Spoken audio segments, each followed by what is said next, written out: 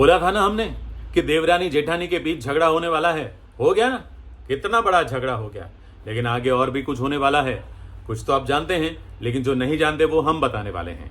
नमस्कार, मैं हूं संदीप पंड्या और आप देख रहे हैं मेरा चैनल सीरियल और संदीप। आप सभी का स्वागत है। आगे बढ़ने से पहले आप सबसे गुजारिश है कि कृपया अभी तक आपने हमारे इस चैनल को सब्सक्राइब नहीं किया है तो सब्सक्राइब कर लीजिए, बेल आइकन को दबा दीजिए ताकि आपको हमारे वीडियोस के नोटिफिकेशंस मिलते रहेंगे। ये रिश्ता क्या कहलाता है में रूही और अबीरा के बीच झगड़ा तो हो ही गया सरस्वती माता की मूर्ति खंडित होने के कारण। लेकिन ये मूर्ति किसने खंडित की है अभी तक किसी को पता नहीं चला है, क्योंकि जिसने खंडित की है उसने बताया ही नहीं। जी हाँ, चाची ने, जो सबसे छोटी चाची है ना, उन्होंने उनके हाथों ही, जानबूझ के नहीं लेकिन उनके हाथों ही ये मूर्ति खंडित हो गई थी। तो अब वो अबीरा का साथ दे रही है पेंटिंग बनाने में। बसंत पंचमी की पूजा के लिए सरस्वती माता की मूर्ति खंडित हो गई, तब फोटो तो रखनी पड़ेगी ना। तो फोटो ड्राइंग करने के लिए बैठ गई अबीरा। तो चाची सास ने भी साथ दिया और चाची सास के कहने पर अरमान ने भी साथ दिया और तीनों ने मिलकर बहुत अच्छी तस्वीर बना दी, उसे सजा भी दिया और पूजा में रख दिया।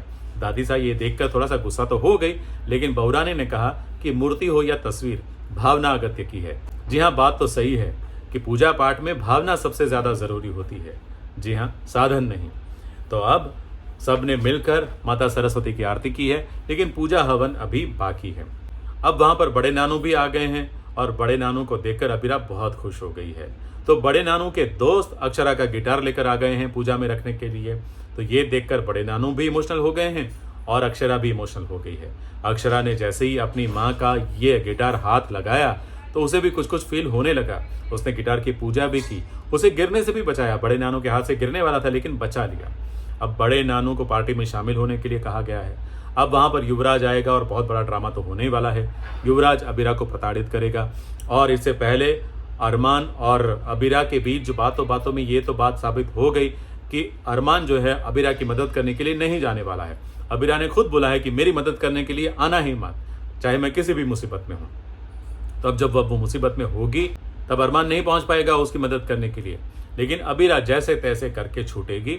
और फिर जब पार्टी चल रही होगी, वहां नाच गाना चल रहा होगा, उस समय अबीरा अरमान से जाकर लिपट जाएगी, रोएगी और अबीरा की यह स्थिति देखकर घर के सारे लोग चिंता में पड़ जाएंगे।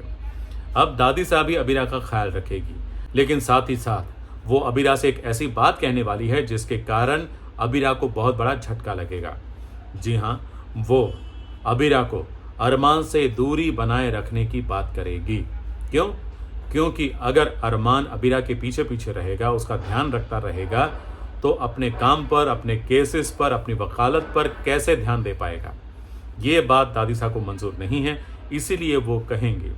तो ये बात अबीरा के लिए झटकादायक तो है ही, लेकिन अबीरा दादी साहब की बात मानेगी और अरमान से दूरी बनाए रखने की कोशिश करेगी।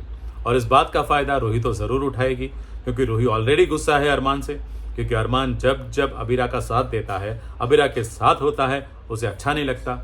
तो फिर उसका फायदा तो वो जरूर उठाएगी। तो आगे क्या क्या होगा हम आपको बताते रहेंगे। तो ऐसे ही देखते रहिए हमारे वीडियोस। आज का ये वीडियो अच्छा लगा हो तो लाइक कीजिए, शेयर कीजिए अपने दोस्तों के साथ और हाँ, सब्सक्राइब करना मत भूलिएगा। Thank you very much.